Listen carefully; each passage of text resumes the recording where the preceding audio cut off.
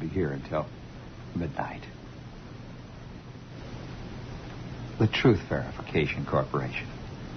Mr. Keener. Mr. Keen, tracer of lost lies.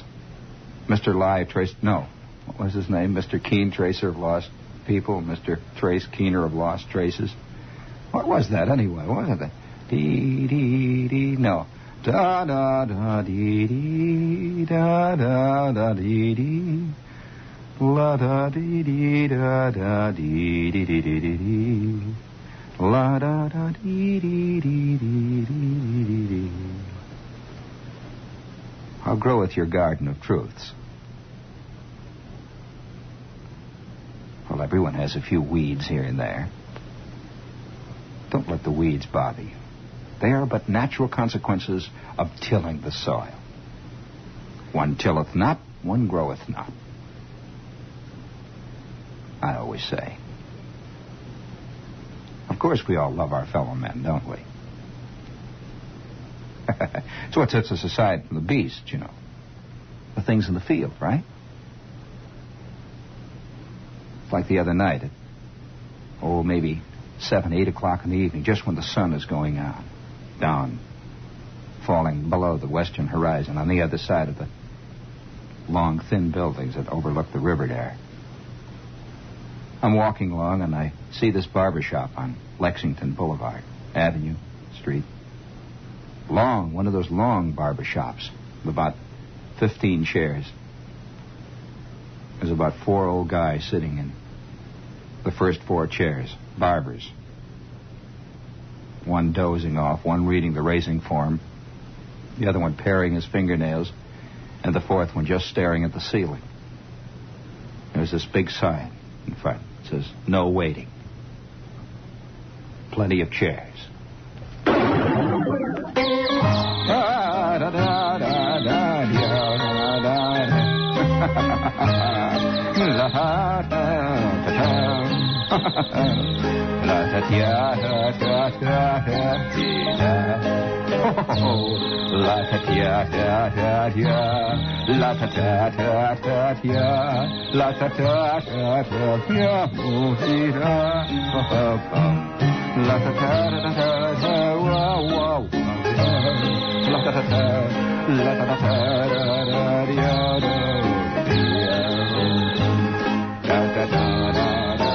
Stop this insanity. And who is that person in there? Please move her to the left a little bit, will you? Just a little bit. Please. But that's not easily done, actually, you know. No, ma'am, please, the other way. Please. All right, now, Joe, you stand over there now. Come on. That's your job. We can't get anyone to do anything for us here tonight. But on the other hand, you know, if you look carefully, you will find that there must be at least 3/4 of the population sitting out there at night. And there's a certain kind of person, you know, that I think is like a mushroom about to burst through the soil in darkness. Now there are many things that will affect this mushroom's growth. I have noticed several little traces of things going through our atmosphere. I don't know how to just sort of a litmus paper, you know, just reaching out there, changing colors, and varying a little bit when things move through. Now, one of the things I have detected is that there must be at least, I'd say 200,000 people under the age of 25 who have a terrible yearning to make a movie. To make a movie. To write a novel. To act in a play. To act in a movie.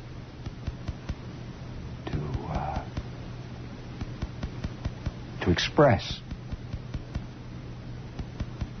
And to be applauded. Each one of these things, by the way, involves a large amount of applause. That's very important. To be applauded. Would you make a movie if they wouldn't let you put your name on it? Really? I wonder how many actors would act if they would not allow them to use their name. Have you ever read the fine print at the bottom of an acting contract now? Do you know they specify the size of the type to be used in the billing, as opposed to the size of the type to be used by other people, 1/64th the entire page, 1/32nd of the entire... Oh, it gets as complicated as that. Until finally nobody appears in any play, movie, hopscotch game without being given some kind of billing. And way down at the bottom, you know, the little guys who used to be the also-rans now, they have what are called cameo billings. Little cameo things come out. Appearing as Mr. Glotz, Charlie Brown. Also starring. Also starring. Are you starring in your life, by the way? You want to make a movie? Really? Really want to see that big thing up there on the screen? All of that stuff going past those wonderful, deep, warm, dark feelings you have about life? I could see this guy lying on a beach with this chick. And the moon is hanging out there over the ocean. The breezes are blowing quietly past. And you can hear the sound of the waves laving the shore. You know that nice sucking sound? Shoom.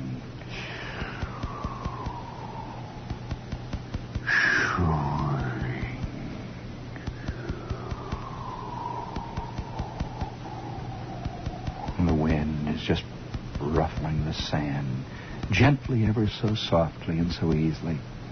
And she turns to him, and in his ear she whispers, "Darling.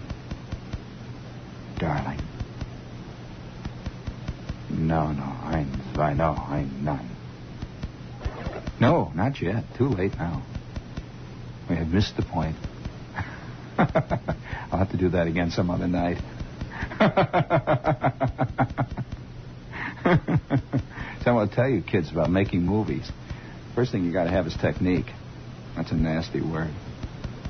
And you got to know something about doing it.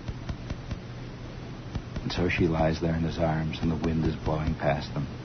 Oh, it's wonderful. Well, it's all part of the whole thing, you know? It's all part of the gutsiness of being alive. And suddenly she turns to him, and with her eyes alight, whispers in his ear, "Darling, let's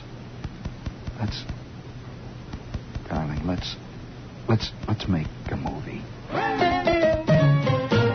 Hold it there. You're crying out loud.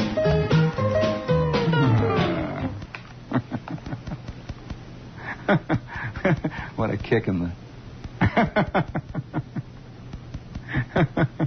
I want to tell you, this has actually happened to a friend of mine.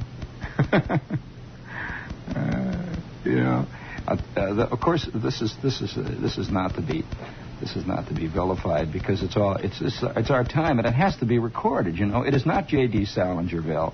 It's our world, and it's a wonderful. Someday I imagine it's going to go full circle, and some chick is going to say to a guy with her eyes alight, "Darling, let's produce a spectacular on TV." I feel it inside of me. We can get Mary Martin. I can get Richard Rodgers. And we can get this thing really going. And it'll be really love. And everyone will love us. TV guide will love us. Darling, let's produce a spectacular. A big one. Really. Oh, boy.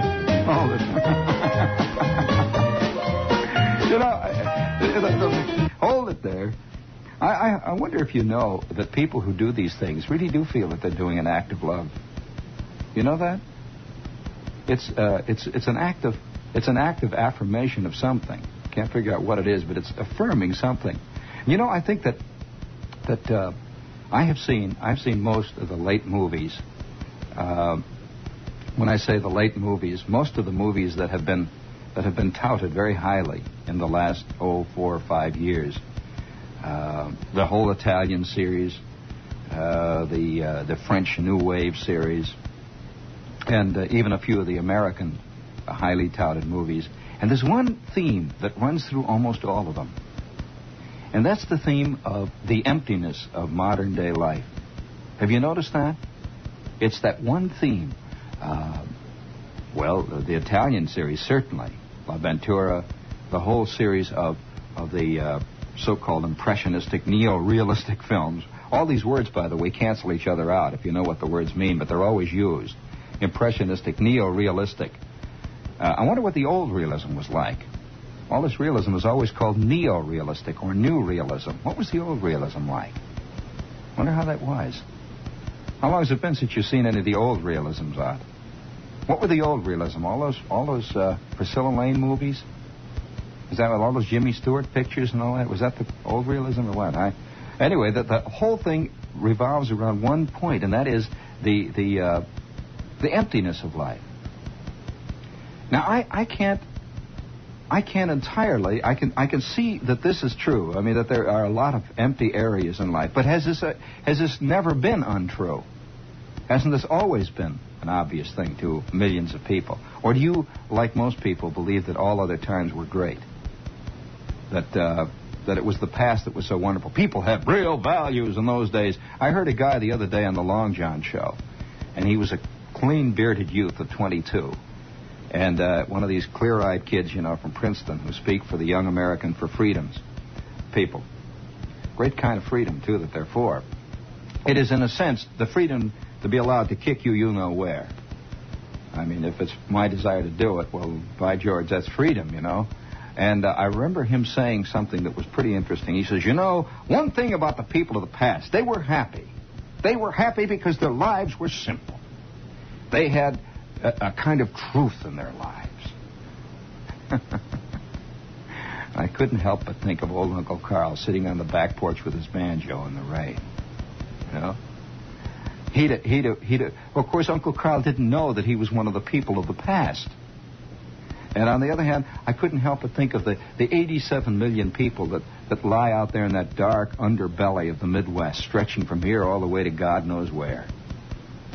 Out there with that deep, simple truth of honest lives all around them. And the sound of the TV sink buzzing, occasionally the sound of the plumbing roaring out in the back, all of this going on. And yet somehow there's a deep, simple truth. And yet there is a deep, simple truth, but it has nothing to do with the conservatives or the liberals or the Democrats or the Republicans. I don't know what it has to do with, but it doesn't have to do with any of these things. And I'm curious about that. I suspect that the mechanization that we have in our lives, all the means of communicating so quickly with one another, have in a sense destroyed our sense of being ourselves, really. It's easy to become passionate. It's a fascinating thing to think of 87 million people all being thrilled at the same time by Mary Martin at the same moment, doing Peter Pan at the same instant on a gigantic coaxial cable. Isn't that a kind of a warm thought in a way? Is it really? And the next day, we are applauded for it. The papers all say a magic moment last night was experienced by 87 million people. The rating was a fantastic one. And whether this is good or bad is not the point. It changes people to the final end, where they all are secretly aware of an emptiness in life. And no wonder all the pictures about the emptiness in life are really very important. They are really, and particularly to younger people. I'm interested in some of the misconceptions that we have in our business. One of the things is this. Most people think that the kids watch television. In our business, in television radio, they always talk about the kids monopolizing the TV set. Get it out of your skull.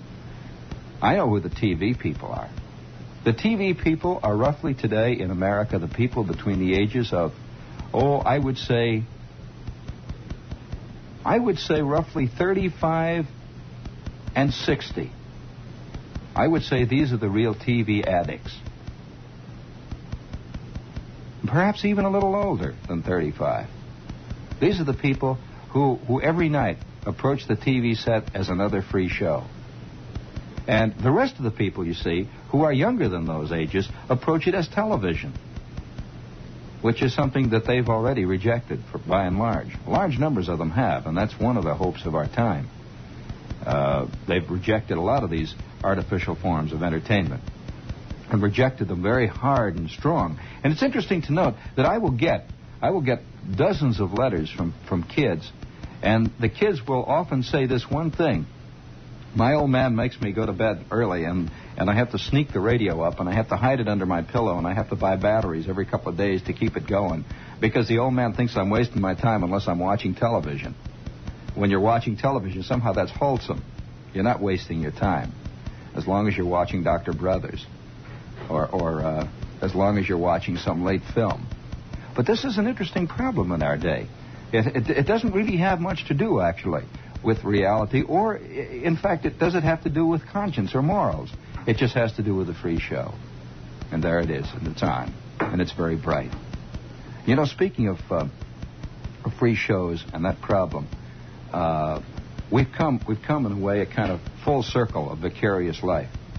I'm always intrigued by the number of people I know who have stopped talking about books.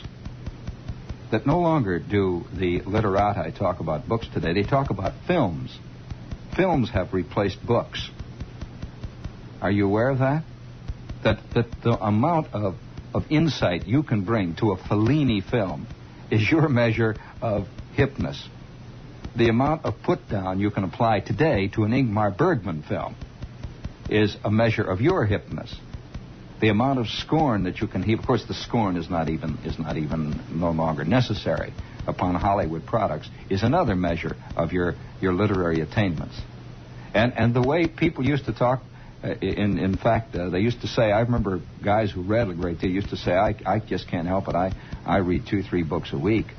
Well, today now, you're measured the same way by the number of hours you clock in a waiting line in front of an art movie. The New Yorker, the Paris, you name it, you know. It's the number of hours you clock in front of these various houses. And so it's a kind of neo-vicariousness, if there is such a word, a neo-vicarious existence. Now I don't know. I don't know about. I just can't accept any principle that says life today is more empty than it was. I cannot believe this. I think we're becoming more conscious of a large number of the gaps that there are no answers for in existence. I think man 100 years ago was just, his life was just as empty. I think 1,000 years ago it was just as empty over large stretches, except for one interesting thing. That is, hardly anybody ever recorded that. Nobody was writing about that phase of life. Nobody was putting it down. Certainly, the age of heroes did not touch the great number of people on the street. That if you're over there watching King Arthur and Camelot, you're watching Guinevere and Lancelot, you don't see all the people that are not there inside Camelot. Camelot was an island. And yet we like to judge the Middle Ages on one island. We like to judge France on Paris. We like to judge America by New York. But there's a lot of stuff out there in the darkness beyond those flats. And no one really quite ever puts that down. No one ever quite puts it into form so that you can understand it or see it or even care about it. And yet when we do it, we never do it honestly. Marty, for example, was one of the most honest, dishonest pictures I've ever seen. It ain't the way Marty is. Because there was an element of sweetness in Marty that is rarely ever found in the Martys of the world. Ever. And there's a kind of an understanding and a poetic justice in Marty's life that is rarely ever found. This can be a biological or a sociological sport. You can accept it for that. But you have to ignore large areas of truth and reality to do it. And it's there. Now, on the other hand, if you have come out of some kind of darkness and you see a little light and go back into darkness and go back into light again, eventually you will begin to see that it's almost all the same. That 6 of one, half a dozen of the other, as the old canard has it. That you cannot say today's life was any more terrifying or any more paralyzing than any life at any other time.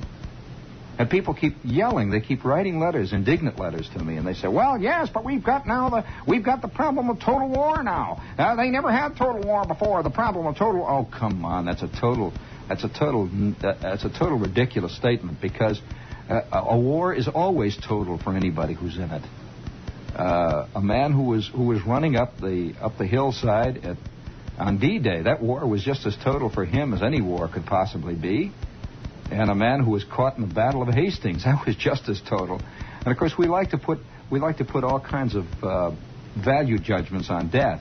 Somehow it is not as bad to be killed by a mace as it is to be killed by a shell fragment. And again, it's not quite as bad to be killed by a shell fragment as it is to be killed by fallout. And then, of course, we like to pretend that, well, yeah, but this is the first time that civilians are involved. Oh, boy. You've never been in Europe if you say that. I would like to know the number of civilians that died in World War II. And interestingly enough, we almost always refer only to Hiroshima or Nagasaki. We hardly ever talk about all the other civilian populations that never saw an atom bomb. How many people do you think, for example, died in Cologne in the night bombing raids there? Do you know anything about that? You'd be interested to know that more than died under the atom bomb. Do you know that? It's fascinating. But you never hear about these things. So somehow each kind of death becomes either worse or better, or in between, and so on. Of course, never accepting the fact that it's all death. And somebody keeps raising a big sign that says "Ban the bomb." Well, I wish it were possible. But it's an intriguing thing then to really realize in your own life. Aldous Huxley wrote a beautiful essay on this subject. Speaking of essays, we have a commercial here. We better do it. It's from Mandarin House. And if you haven't tried Mandarin House, I would just like to recommend it respectfully to you. I don't like to talk about people's food habits. You know, that's a very interesting thing. The other day, a group of kids came up here, and somehow I got tangled up with them. A whole group of listeners from Wake Forest down in North Carolina came in. And they wanted to go to the Mandarin House, and I could see that clean scrubbed apple pie look that you get out there just beyond the Jersey Shore, where the average American believes meat and potatoes and apple pie, and once in a while a Coke when he's really feeling racy on a Saturday night, and maybe I'll have a glass of red wine, and that's really going way out. Well, I don't like to recommend. I can only say this, that if you're interested in really fine Oriental food, I would like to recommend the Mandarin House. In fact, I have a note here. I get all kinds of letters from people, and here is a letter from a listener. He says, "Shepard, thank you for calling our attention to the Mandarin House. The food is indeed excellent." But here's the line I wanted to read. He says, "If you tried the fresh lychee nuts, wow." Let me tell you, wow. It's easy enough to go down and get all lychee nutted up. Oh, boy.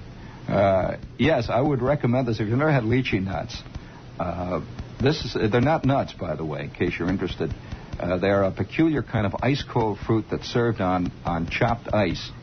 And you cannot describe what they are unless just impossible to describe them. It's as impossible to describe them as it is to describe, let's say, papaya. And this has nothing to do with papaya.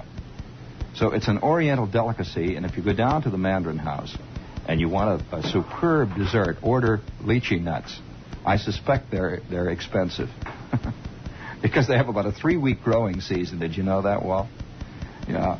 Anyway, this is the Mandarin House, and it's on 13th Street between 6th and 7th in the village. 13th Street between 6th and 7th, and they're open every night until about, I'd say midnight, 1 o'clock in the morning, and they're open on the weekends. They have a bar. It's a great place to go for a Sunday dinner. The Mandarin House, one of the finest northern Oriental restaurants in this entire area. When I say northern, there's lots of kinds of food out of China, you know. This happens to be northern Chinese. Very different. And don't ask them for chop suey. They don't sell it. Get it out of your skull. And forget the egg foo young. No egg foo young. Forget it. No chow mein. I remember my uncle. I had this nutty uncle. This is no more commercial now. Forget it. This is a funny thing. I'm so intrigued by one thing that is hardly ever reported here in America. You know, we're always talking about the sameness of American cities, but they really aren't, you know. That if you get to know American cities, you will find that the mores and the attitudes and the ways of life are so different. For example, in Chicago, they don't have Chinese restaurants, as we call them here. They call them chop suey joints. In Chicago, they're chop suey joints. They really are. And about every third block has a chop suey joint. Now, hardly anybody eats in the chop suey joint. They send out to the chop suey joint to get the stuff there. And it comes in these big cardboard things, you know, that they put They put clams and stuff in, they put goldfish and things in with the little wire handles. And they always put a little tube of soy sauce in everything. Gets the soy sauce, stuck down in the bottom. And there's only four things you can order from these Chinese chop suey joints out there in Chicago. And there's a funny thing about them. There is a close affinity between a chop suey joint in Chicago, not here. In New York, there is a peculiar fluorescent light quality to all Chinese restaurants. I don't know why this is. Fluorescent light and oilcloth upholstering of a brilliant red and a kind of peculiar bilious blue. You know what I mean about the Chinese restaurant? And those awful, terrible drawings that are on the walls. Oh, they're the world's worst Oriental art. Finds their way into Chinese restaurants, mostly here in New York. It's very peculiar. And everybody loves it for some reason or other. There's a couple of them on the east side that are unbelievable for their decor. Just unbelievable. I mean, it's right out of Woolworth. I mean, you know what I mean by it. Have you ever gone down into the basement of some of the dime stores here in New York? Any places, no matter where you are, and just walked around and looked at the objet d'art, the kind of thing that the man on the street digs as an art object. You know what I mean by the big, for example, the great big gilt panther. With a real chain around his neck, and this panther is, then there will be a very shiny black panther, with a bronze rod coming out of his back, and a great big chartreuse green shade hanging over the top. This kind of art, and it's just wild. Some of this stuff is unbelievable. Well, this is the kind of feeling that you get in so many chop suey joints. But there's a quality in Chicago that has to be. Well, I have to tell it to you because it isn't the way it is back here. It's not like this in New York. What is Ed doing anyway? He keeps running back and forth here. What's going on here? In Chicago, there is a very close affinity between a chop suey joint and a mortuary parlor. Yes, it is a very close affinity, and I can remember once in a while being taken into these places, and they're very silent, and there's a kind of high back wooden booth quality about them, and they're dark. And these little people pad around, and always back where they have the kitchen, there are 3 or 4 silent Orientals who are eating. Always. They're always eating in the back. And then you see off to their left, there are these palmettos and palms growing. And it's a deadly silence in a Chicago chop suey joint. Well, the things that you can order in a Chicago chop suey joint. Now, and don't say, well, they're like that in the Bronx. They are not like that in the Bronx. I live in New York, and I have eaten in many Oriental restaurants and been around them here in New York, but they're different in Chicago. They're called chop suey joints. They really are. That's the phrase for them. And the food in them consists of egg foo young, and then you can get 2 varieties of egg foo young. You get egg foo young with chicken, egg foo young with shrimp, with soy sauce. Then you get chop suey. You get vegetable chop suey or beef chop suey. Maybe on Wednesday, chicken chop suey. And then there's another interesting one called chow mein. You get chicken chow mein, or you can get plain chow mein, or you can get beef chow mein. And then the final, most interesting one is a horror known as wormain. You can get wormain there. Have you ever heard of wormain? Worms, wormain, worms. Very strange, awful stuff. And there used to be on a Sunday when you'd come around this one nutty uncle we had. Uncle Al was the guy that played the violin and was considered the artist in the family because he once went to a Rubinstein concert. And he took his son there, and they talked about that for years in the family. It was a long story. And old Uncle Al used to, on a Sunday, when you would come to his house was entirely paved with linoleum. Entirely. It was a complete linoleum house.